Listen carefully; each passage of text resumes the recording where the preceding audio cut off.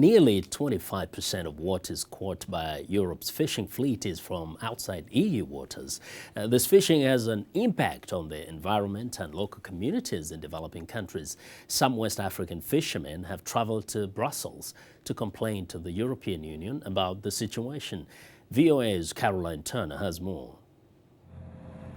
Some of the world's largest vessels operate in waters off West Africa. These factory trawlers are larger than a football field, over 140 meters in length, and use large hoovers to suck great quantities of fish out of the sea. The fish is then processed, packed, and frozen on board. Most of these ships are operated by companies from the Netherlands, Britain, France, and Denmark.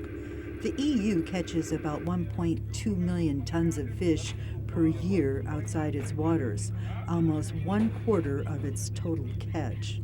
Fishermen from West Africa say they have suffered the consequences of overfishing and unfair competition from European fishing fleets.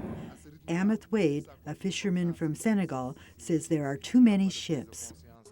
At this pace, if there is no awareness, no organization, I'm afraid for my children and grandchildren's future. Resources are going down. Haruna Ismail Lebe is a fisherman from Mauritania. All of us know fish is world patrimony. It belongs to everybody. We are not saying Europeans shouldn't touch it, but there is another alternative instead of using industrial boats. The fishermen demand that the EU limit the size of their fishing fleet, ban wasteful fishing, and promote sustainable, low-impact fisheries. They want a network of protected marine reserves where fish can reproduce. They say they want transparency on decisions and funding and want to stop taxes from being used to destroy the oceans.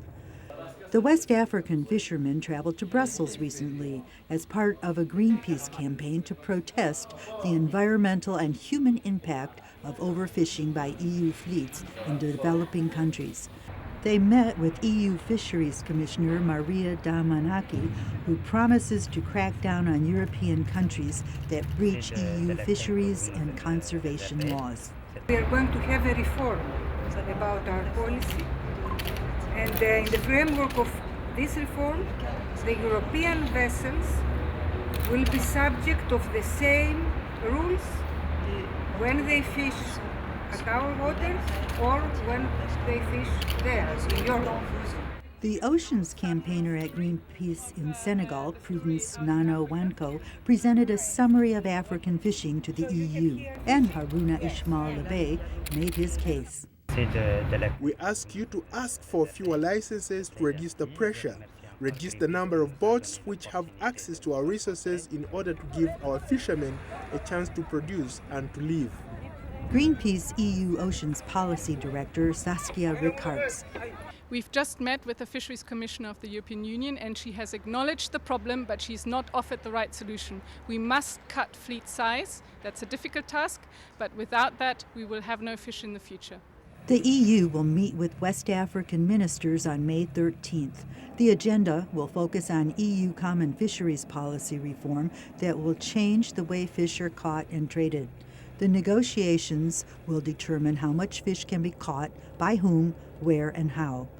A vote on the reform is scheduled for 2013. Carolyn Turner, VOA News.